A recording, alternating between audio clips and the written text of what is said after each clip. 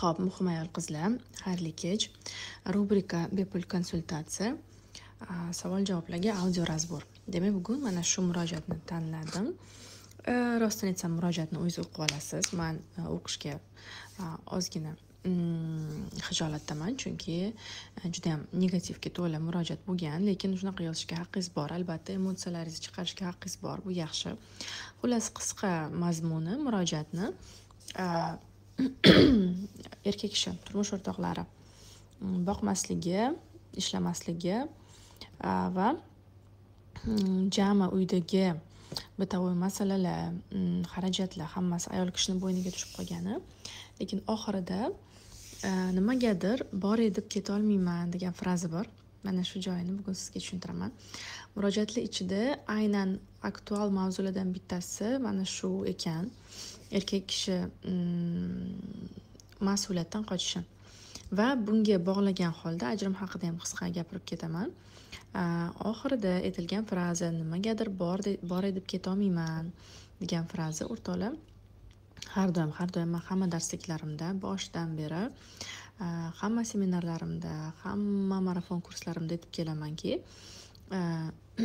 malakali mutaxassis sizga mana shu javobni beradi har doim. Ajrim yechim emas. G'arb psixologiyasi ket, ajrash, yashama, o'zgartir, almashtir, o'zing hamma narsaga erisha olasan deb targ'ib qiladi. Da, bo'lishi mumkin. O'zingiz evlashingiz mumkin, boshqa insonga ham turmushga chiqishingiz mumkin. Lekin bu juft bilan yechilmagan zadachalar baribir keyingi juft bilan yana qaytib keladi hayotingizga. Mana shu nuqtai nazardan sizni hayotingizga shunchaki shakli, rangi, bo'y basti, turmush tarzi, sal ko'rinishi boshqacharoq bo'lgan, lekin ichki dunyosi xuddi shunaqa bo'lgan, shunaqa zadachalar bilan inson kirib keladi. Ba'zi holatlarda inson o'zida umuman ishlamasa, orada ayriliq vaqtida, ajrimdan keyin o'zida ishlamasa, keyingi inson 2 baravar, 3 baravar shu insonni ko'paytirilgan holatdagi kopiyasi bo'ladi. Shuning uchun ham biz ruhiyatimiz his qilib turadi ketish ketmaslikni. Mana shuning uchun ham aslida dinimizda ham ajrim xush kelmagani uchun ham ayollarning ichidan ketishga qiyin, nima deydi, qo'rquv deb qo'rquv emas-u, ketmaslik kerakligi haqidagi hissiyot unga signal berib turadi. Lekin miya, aql har doim ket deb aql gapiradi.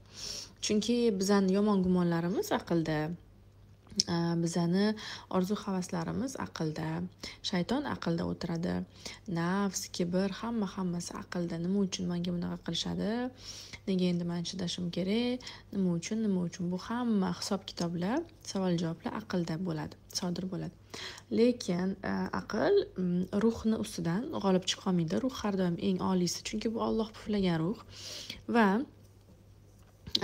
ajrim haqida kengroq ma'lumot berishga harakat qilaman. Hozir esa aynan erkak kishimni mas'uliyatsizligi haqida aytmoqchiman. Aslida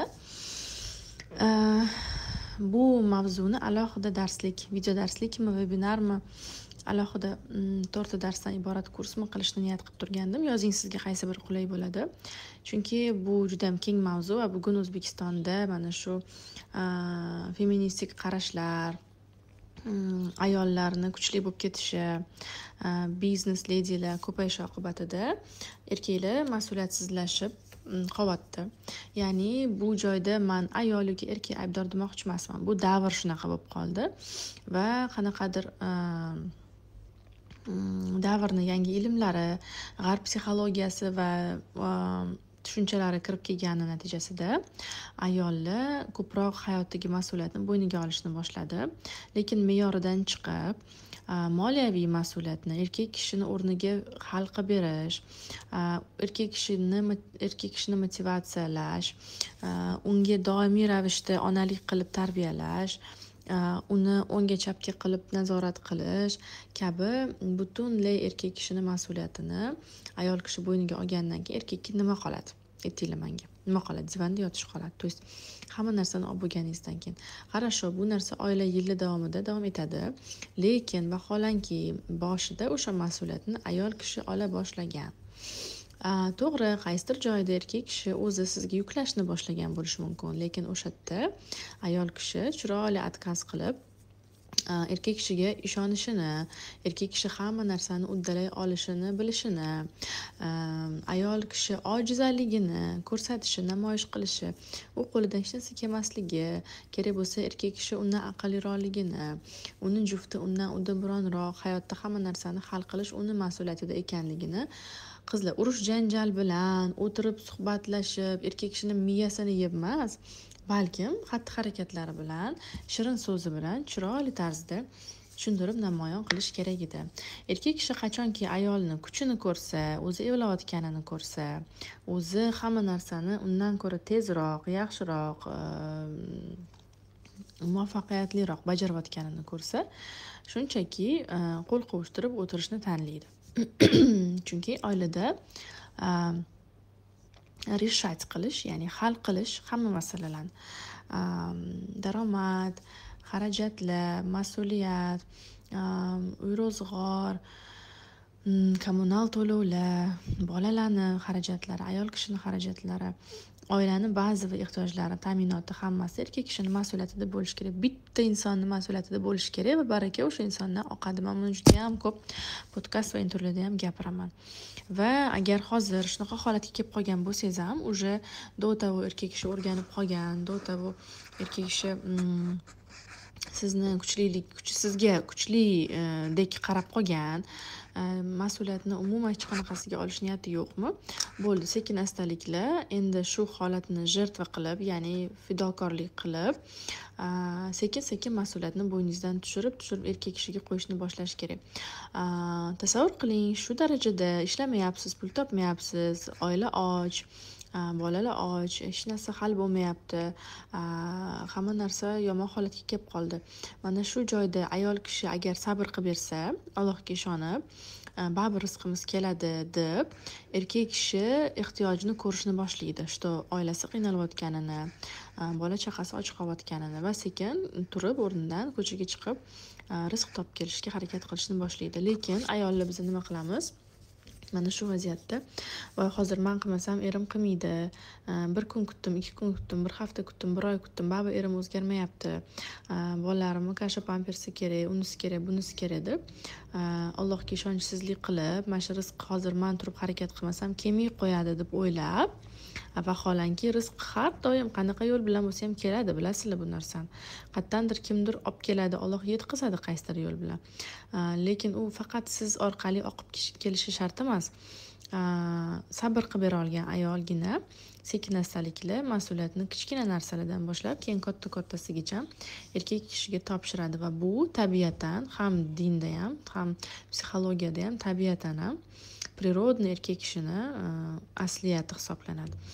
Va bu narsani men shoshilib tez bajarishingizni tavsiya qilmayman, chunki yillar davomida shunaqaga aylangan erkak va ba'zi holatlarda yoshligidan beri shunaqa o'sgan bo'lishi mumkin. Shunaqa onani qo'lida masalan juda ham O'zbekistonda asosan 70% erkaklar shunaqa o'stirilgan oxirgi 50 yil ichida. Nimaga? Chunki urush davridan keyin erkaklar paypaslab avaylab asralgan, chunki urushda erkaklar ko'p yo'qolgan, ya'ni o'sha o'lim, ayollar erkaklarni yo'qotgan, o'g'lini, erini, va shundan keyin ularda strah потери shakllanib qolgan o'zbek mentalitetida, aynan o'sha SNG davlatlarida. Chunki bilasiz, o'sha 2-jahon urushidan keyin juda ham ko'p mana shu yo'qotishlardan keyin erkak kishiga bog'lanish psixologik darajada o'rnashib qolgan va bu narsa meros o'tib buvalarimizdan onalarimizga va mana shu ikkita pokoleniyaning erkaklari juda ham boshiga qo'yilib, erkak kishi tug'ilsa xursand bo'lib, ayollar qiz bola tug'ilsa orqa planga o'tib, u unchalik kerak emas, ortiqcha bo'lib, o'qitish ishlatish kerak emas deb erkaklarga hamma narsa qilib berib, ya'ni tayyor to'y qilib berib, institutga kirgizib qo'yib, mashina olib berib, uy joy qilib berib, erkaklar taltaytirib yuborilgan.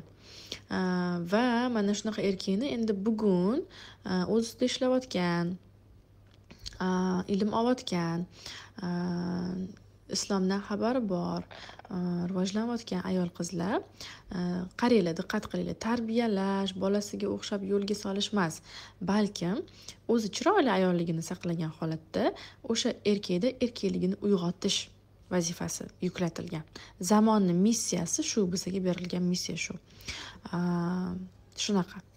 Va bunga mana shu siz amaliyotda qo'llayotganingizda unutmasligingizni xohlardim. Qancha yillar ketgan bo'lsa, bu inson shunaqa shakllanishiga, endi o'zgargungacha ham ancha vaqt ketadi va siz asosiysi taslim bo'lmasligingiz kerak.